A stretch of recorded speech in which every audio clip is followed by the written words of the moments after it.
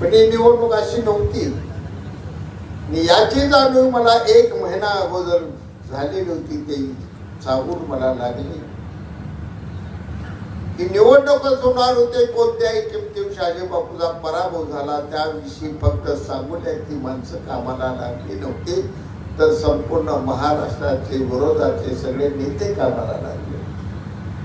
आणि एका माझ्या मित्राला जाणीवपूर्वक एका मोठ्या नेत्याने, ज्याला राष्ट्रीय नेता आपण म्हणतो, नाव कुणाचं घ्यायचं मला नाही, अशा नेत्यानं त्या नेत्याला सांगितलं तुझा पराभव होणार आहे, पण मी तुला पुन्हा आमदार केल्याशिवाय राहत नाही. एकदा आमदार केले पुन्हा दुसऱ्यांदा तुला आमदार करतो, पण शहाजीला पाडायचं असेल तर तुला उभा राहावं लागेल. आणि एवढ्यासाठी तुम्ही उभा राहा.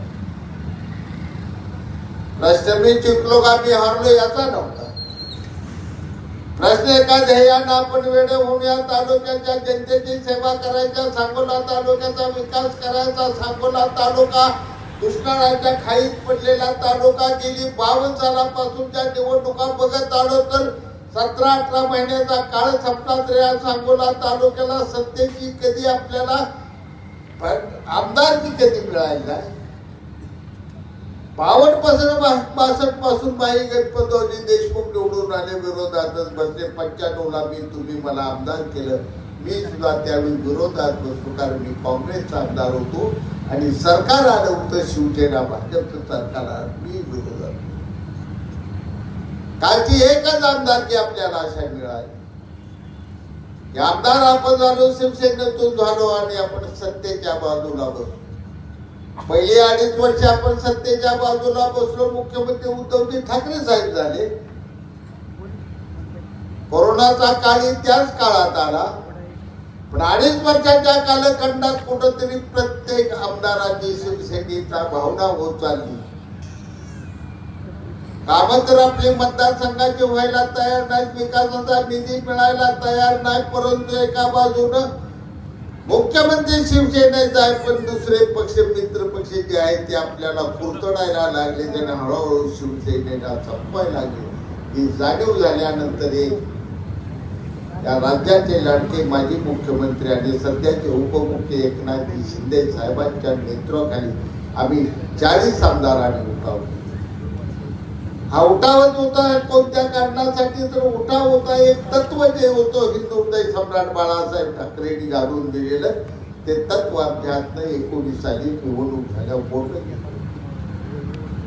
आणि पुन्हा चांगल्या मार्गावर खरा मार्ग जो दाखवला होता, जो रस्ता हिंदुहृदय सम्राटांनी दाखवला, त्या रस्त्यावर आम्ही 22 साली पुन्हा रोड कामाला लागला. 2-2.5 वर्षात जगाच्या पाठीवर 5,500 कोटी रुपये निधी देणारा तालुका कोणता आहे? मला फक्त माझ्या तरुण मित्रांना प्रश्न आहे. एक तालुका तुम्ही द्या. एक योजना आपली शिल्लक राहिली नाही, एक काम शिल्लक राहिलं. पाण्याचे सगळे पैसे संपून टाकले. 2 वर्षात संपून टाकले. अजूनही 2 वर्ष फक्त ते उजनीचं पाणी एकदा खेळायला लागलं आणि म्हैसाळ टेंबूच्या नव्या नळ्या पुरायचं काम चालू आहे. ते सगळं काम झालं तर या तालुक्यात तुम्हाला कुठेही जिरायत 1 एकर दिसणार. तो ध्यास घेऊन 90 साली आलो होतो, तो ध्यास घेऊन पुढे चाललो. याचाच माझी वाटचाल होती. कोण बरोबर आला तर त्याला बरोबर घेऊन गेलो, तो कोण सोडून गेला तर त्याचंही चित्र मी मांडलं. दीपकाबा बाजूला गेले पण मला आजही दुःख नाही. त्याला सुद्धा चुकून आला होता.